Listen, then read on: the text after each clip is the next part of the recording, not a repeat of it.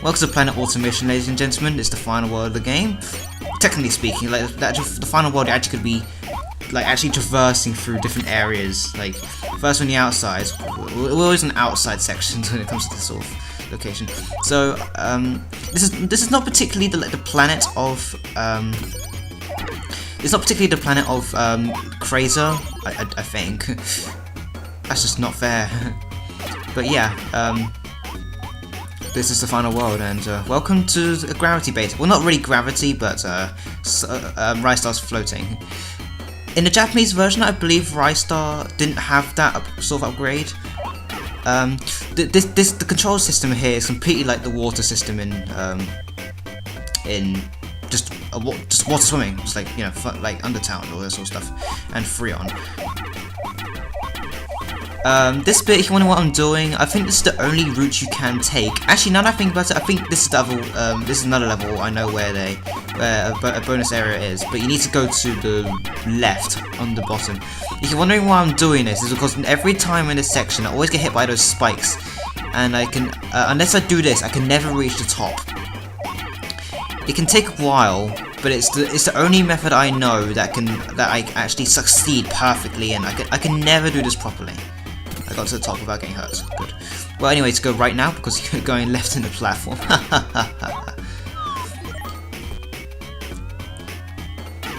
I actually remember one time. Oh wow, I don't know how to survive that. I remember one time here. I was actually the game just suddenly crashed. the game just crashed, and it was a bit annoying. I was doing so well. Anyway, we're pretty much at the end of the stage now, which is just like the hardest mini boss now. This one did take me like a few attempts, so there is a bit. There was an edit here. Ah, I missed. See the one with the helmet on it? Just like basically attack that one like a few times. I think it's like 5 times. The black ones don't hurt you, but the green ones obviously do because they're active. Ah, oh, god damn it! God damn it! God damn it! God damn it! So many god damn it's. I think I died about another 3 to 5 times during the entire thing. So there's the edit, and now we're back here. And speaking of, by the way, speaking of checkpoints, you do have checkpoints in this game, as you probably have noticed already. But the thing is that you don't know when you get checkpoints. One thing that annoys me is like this is random. The paths, not paths.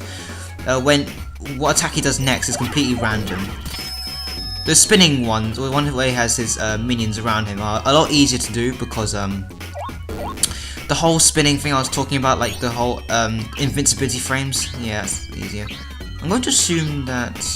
No, I'm not going to assume actually, never mind. So yeah, this should be the time I succeed, otherwise it has a bit of editing process there, otherwise... That one's easy. It's just that you don't know which ones are gonna hurt you after that falling thing. Just stand to the left of him, and after the slam, just aim upwards, and then I'm done. So that wasn't too bad that time. It doesn't look too bad, but you know. Anyway, actually, I did it perfectly. I'm so happy. My life is complete. Brain maze, not really a maze because there's only one path you can take. But anyway, I love this music track. So that just basically shows you the end of the stage, ladies and gentlemen.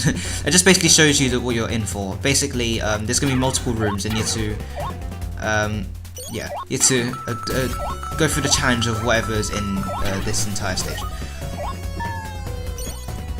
Sometimes you need to do certain missions in order to get into the status, get to the next room, and power the sort of teleporter machines in order to proceed. I kind of did forget how to when I was replaying this. I kind of forgot how to control those, but it's basically slamming them into a certain direction. Horizontal makes them go horizontal, slamming them vertically makes them go vertical. And now be careful in this section. Even though you're sent to the background, the foreground elements still affect you. For example, that teleporter. That's clearly in the foreground, but you're still affected by it. If there's a grab pole in the foreground and you're in the background, you're gonna get affected by it. So it's nice at least. Like layering, that's pretty cool. Kind of got used to the whole grab thing. Occasionally in this stage, you get these sort of checkpoints where you get these stars and lives and whatever. It's all cool stuff. There's no secret routes in this stage. This is completely linear, but this is like one more challenge ones. Now I believe how this works is basically when his foot raises, then you can when his foot raises, then you can slam him backwards into the wall. Once he hits the wall, then he's dead. Occasionally, like I never noticed that before in my other games, plays of this game, is that he can shoot some arrows out. Oh, I'm sure I hit him there, but never mind. I still beat him. Lols. I don't think you can pass him actually, unless you actually defeat him. In other words, pushing him. Okay, this section you have a chance of getting a more likely chance of getting crushed than like the previous one we went to. So I actually do get paranoid in this one. Not like claustrophobia or anything, but I'm safe now. Yeah, not every level has this sort of thing to power the teleporter. Okay, this one I didn't get on my first try. The rips in the walls is actually you have to just rip the walls up and see if something might come behind them. One of them is the gem to power up the teleporter. There's no like lives in this room. There's like a swarm of those basic nukes. There's that spring guy, and one of them just has one of the basic nuke things. I was just showing you that time, so it's a bit redundant on my head. All right, this is a pretty easy one. Just go on the grab pole. It's a pretty high up teleporter, so basically you just had to do that.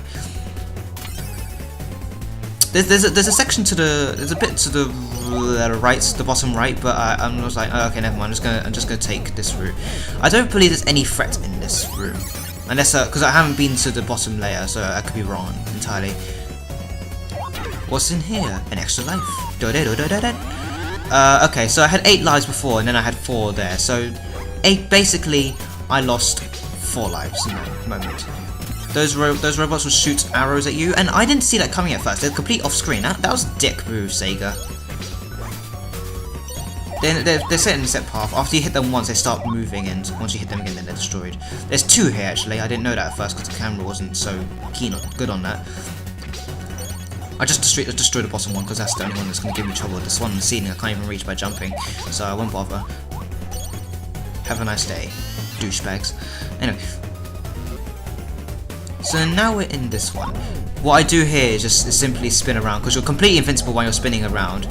There's a swarm of these creatures coming down. You might think it's endless, but actually it just takes a while. See, it's done. But now I had to wait for it to finish. Ugh, my face. I'm just explaining every single thing that's going along, aren't I? This room is another checkpoint. Wonderful. What's gonna be in it? Star. Well, 1 is better than 2. Alright, here's the second part where we're going to go to the back. See that grab pole? I'm swinging on it. I'm in the background, but I can react to the foreground elements. Good. There's actually like a section to the right if you choose to just just take the longer route, but I decided to take the shortcut. There's something above us, there's a teleporter up there, like I'll show you now, but I don't want to figure out where it takes me in case it takes me back to the beginning of the stage. I'm like, no. So I just handle going to the right. To the right, Ristar. Come on. Yay. At this point, just hold right. Don't forget you have your sparkles. As long as you're sparkling, you're going to be completely invincible. And the sparkles last for a while after you stop flying around. This is the end of the stage, I believe. There's 2 shooters. Ristar. There we go. How high do I get? I can't remember. Pretty much nearly the top. I could have had more height. Sweet. Now we're going to go to the uranium power. Now I can read that. Anyway. This is a pretty cool gimmick in the beginning of this boss. See a TV camera? You can see when he's going to throw something at you. I don't know why this alien's going to help. So yeah, here's a tactic I found on YouTube by I can't remember his username, but basically just keep body slamming him. Start with horizontal one and then do diagonal, down diagonal ones on him. If you do it enough, he'll start collapsing, and then try and get that crane to hit him. I think I only died once in this test, but when I played the practice before this recording session, I completely failed that. It was really annoying. He has Hadoukens, he has jumps, and like I shown before, the crane above can actually he can get him to throw stuff. God damn it! I thought I pressed the grab button, but obviously I didn't. So Ristar's dead. Yeah, only 1 life because I wouldn't edit it otherwise. So yeah, as you haven't noticed for quite a while now, most of the bosses have color palette changes as you get through the boss, just to show you how far you're into the actual thing. It's not like Sonic the Hedgehog where you had to just have 8 hits to defeat the boss. This one's like every boss in is pretty much random, really. Well, it really varies. Like, you know, we had like the first boss at 3. I don't know how many hits this complete takes. I haven't counted. I've already lost count. If you get the crane to hit him, you'll do quite a lot of damage to him actually. Yay, he died. I don't know why he just collapses and just gets up. What? Da da da. That alien's head up there reminds me of something from Megamind. I don't know. Whoa. Oh well. Let's go. Let's leave Planet Automation. And let's go to the next world. Well, to be fair, we did see some kind of like entire empire in the center of all planets. Probably the sun though, for something else. So there's something different. We can see the ship in the background getting away. The little fuckers, get them, Ristar, get them. Fantastic. I got another 9,000. Now let's head to what's that? It's like a giant rock in an asteroid belt. I don't know. Well, let's begin. Whoa, that's loud, man. There's no intro. It's just this. There's like I would imagine we're in the spaceship, but I would also assume that we're in the actual like the home planet or like empire of Fraser. So I nearly fall down like, haha, fuck that. Just go and bounce on the walls. This bit isn't hard. This section climb to the top isn't very hard. I don't know if I'm doing this the correct way, but fuck it. Just doing it anyway. That thing that's right above us, don't worry about that, it's just a camera. It's not going to do anything to you. Little pedophiles. Which people might consider me pedophile since I'm a brony. Ah, goddammit, my arse! Yay! Laser! That's what I get out of Ristar's move. Anyway, now to enter the boss. I die once here, I think. So, things are going well so far? Okay, so this guy's tactic, just basically, you know, there's a barrier right there. But don't worry about, yeah, you see, you just hit him enough and that'll happen. Now what he does, he has like a machine gun, he has like a boomerang that is the most annoying move in the game. That's my main problem. He has those sort of homing lasers. And yeah, there's a boomerang. It just goes in circles. It doesn't actually home on you, it just goes in circles and it usually easily hits me. So it's a really annoying attack to me. You can tell when you're on the about to get to the last hit, like any other boss, there's colours. Oh, I died again. There's like colours on to show you how far you're into the boss. For this case, like once the colours at the back start flashing different colours, then you just need to hit it one more time. Well, like you know, just like do what you're doing right now one last time. If I can, I actually do try to get rid of the boomerang because it's the most annoying thing. He occasionally has this sort of cannon, which I use the body slam thing to protect myself because of the whole invincibility thing. Okay, I might have died twice here actually, now I look at the bar. No, hold on a second. I can't remember if I died before and I made it before. I probably did actually. I'm firing my cannon, laser, whatever you want to call it. Alright, only one hit left on that guy. The final boss of this game is definitely the hardest boss in the entire game. I show off the beginning of this boss, like, you know, when we're entering, of course, but after that I take like two or three continues. This boss is definitely the hardest boss in the entire game. You'll probably guess I edited out because the points will reset later on. Now here's how I begin the fights. He'll summon these 5 little homing shooting things. Jump up so you can make them shoot above you. These can be the cause of death to you instantly because look at that, they're so annoying to avoid, especially when you have all 5 of them. On the first time they move about, try and grab as many of them as you can. There's only 5, but 5 is better than none. Okay, so occasionally he'll just teleport around. Oh, I died. And he might summon these little creatures to, I don't know what they're, balls, bombs, whatever you want to call them. I don't know actually, I don't know anymore actually. Some of these balls to toss at you. Oh no, wait a second, I'm using save states, that's probably why, I don't know, I can't remember anymore. I don't mind this boss, but it's also very hard. It didn't make me rage, it's not like Metropolis Zone. Anyway, so occasionally he'll drop, when you hit him, he'll drop those 2 midgets, and you just have to hit them. They're not much of a pain though.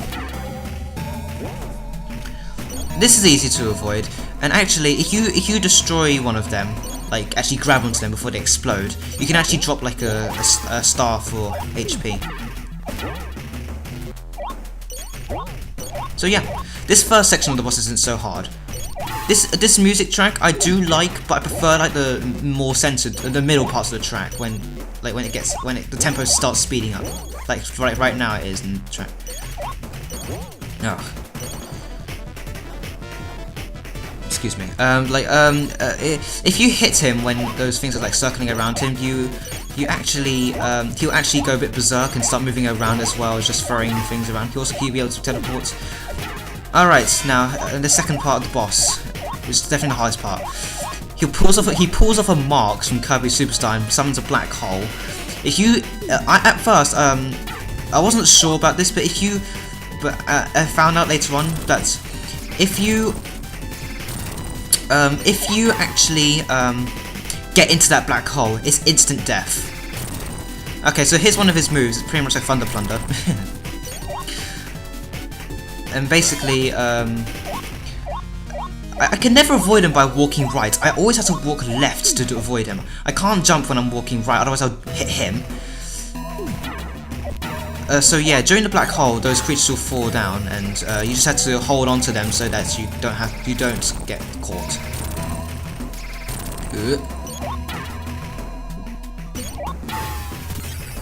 I should be nearly done at this point, because I don't know how many hit points he has.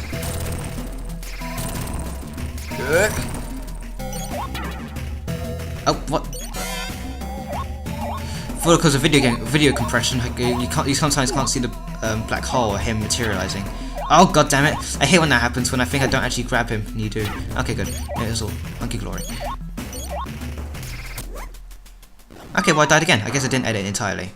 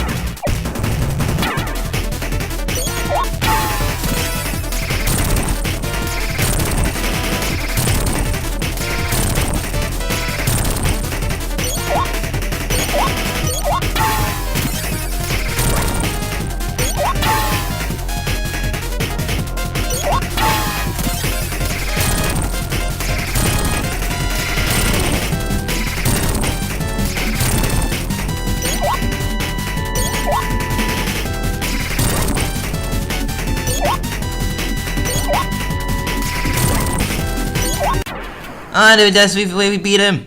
I don't know what I just said. So that's what happens, he explodes to death. Unfortunately, the entire lights go out, and what happens is, for some reason, a black hole starts to fall. Yeah. I think I noticed what happens now. What's happening here is that I thought they were just grabbing him as they try to escape, but I think what's happening is that they've been sucked in. But fortunately, what happens is that he appears. I don't know how that happens, but it just does. This seems a bit too short to make me tell what even happened, but... Oof. Sheesh. The thing just collapses on itself because of the black hole, but the problem is that it seems way too short for me to even tell what was even going on. So the credit sequence. We beaten Ristar! I forgot that edit and my silence... Ugh. Anyway. So yes, Ristar, one of my favourite games of all time. It's really fun. It's just a really basic premise. Like, the story couldn't just been Ristar has to save his girlfriend, and you know everything would have been hunky dory. But you know, it's just Ristar saving the galaxy, and then it's completely fine by me. Basic story, just like the old days. The levels are really fun to play through. I think staff also put quite a lot of effort into this game. Like, you know, there's the idle animations. There's like this sort of artwork right here. There's like the music I quite like, and you know, there's so much to do. There's a character voice for this. It has someone voice. You know, well, to be fair, Michael Jackson able to voice for that. So I love this moment of the entire track. This is called Star Humming, and I love this track so much. And the track coming up after this moment of the credits, because you know there's more parts. I also love, but I prefer this. I think the way the credit sequence works, like the Sonic games was a mashup of all the tracks. I think how this works is basically the picture like right now is from Freon, which is an ice world. I think the way it works is that the music changes to that world's sort of theme, as it were, if that makes any sense.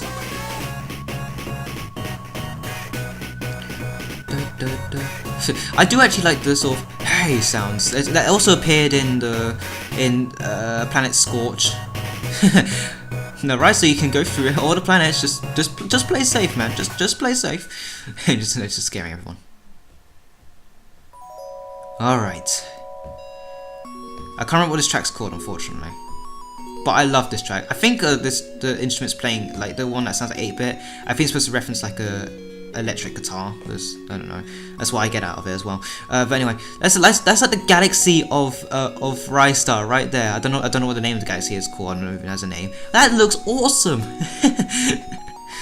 Oh, but anyway, now I've already talked about how much I love this game and like my short reasons. I like the world's themes and all that sort of stuff, and everything in this game seems perfect. I mean, maybe the difficulty does spike a bit too much, and like the last boss and all that sort of stuff, but this game I love so much. I highly recommend this game completely. And that's pretty much all I have to say about this game, really. I like the way that little the galaxy spiraling thing right there. That's awesome. I don't know why it looks so beautiful, but it's like a Mega Drive game. It's all complete 16-bit. It just looks awesome though. And now let's go for the last thing about the code system. Is that hold on a second. Well, the one thing that you complain about this is the story ends quite abruptly, don't you think? I mean, we see the thing collapse, and then it just ends. Like, something. Wait, hold on a second. Huh? Dad? Yes, Ristar actually has a dad. And a mum as well, I think, depending on what version you have. The Japanese version has different intros and endings. So at the end of the entire game, you get these sort of codes, it's passwords they called it. And I found it all Sega Retro, and only got one thing. So yeah, so need more, Ristar says. Okay, so let me go through quickly some the codes that the Japanese could only access. I believe ones like Master. Which is hinting for sequel, the sequel never came for this unless the Game Gear game came after this.